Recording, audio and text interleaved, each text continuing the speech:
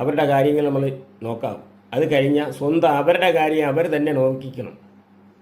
അത് 10 വയസ്സ് മുതൽ നമ്മൾ പഠിപ്പിക്കണം. അത് മക്കളെ വളർത്തുമ്പോൾ കൃത്യമായിട്ട് നമ്മൾ പഠിപ്പിച്ചിരിക്കണം.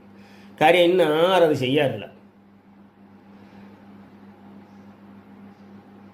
എല്ലാം പഠിപ്പ് പഠിപ്പ് പഠിപ്പ് പഠിപ്പ് പഠിപ്പ് വേണം, പഠിക്കേണ്ടെന്ന് നമ്മൾ പറയുന്നില്ല. വിദ്യാഭ്യാസം അത്യാവശ്യമാണ്. പക്ഷേ ഇമ്പോർട്ട് നമ്മളെ ജീവിതമാണ്.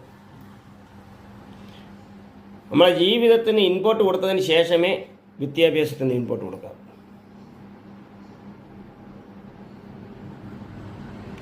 എല്ലാവരും വിദ്യാഭ്യാസത്തിന് മാത്രമാണ് ഇമ്പോർട്ട് കൊടുക്കുന്നത്. കാര്യം എന്ന് പറഞ്ഞാൽ മക്കൾ എല്ലാവർക്കും വിദ്യാഭ്യാസം പഠിപ്പിക്കുക എന്നുള്ളത് ഒറ്റ ലക്ഷ്യമേ ഉള്ളൂ മാതാപിതാക്കൾക്ക്. സ്വന്തം കാര്യങ്ങൾ ഒന്നും നോക്കാൻ സമ്മതിക്കില്ല, അത് പഠിപ്പിക്കില്ല.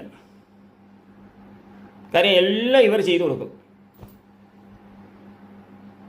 കുറച്ച് ദൂരം പോലും വിശ്വസിച്ച് ഇവരെ ഇവർ ചെന്ന് ഇരുന്ന് വിളിച്ചുകൊണ്ട് വരും. കാര്യം എന്ന് പറഞ്ഞാൽ കുട്ടികളെ നമ്മൾ വളർത്തും കണക്ക്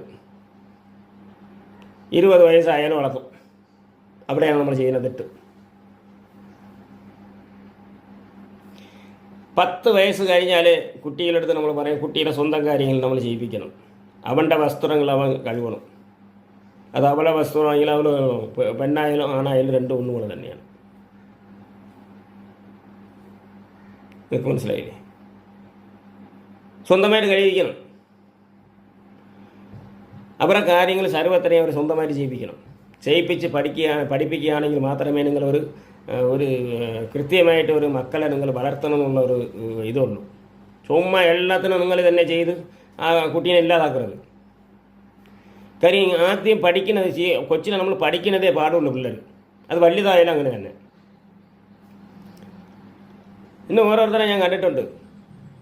20 വയസ്സായ കുട്ടികളാണെങ്കിൽ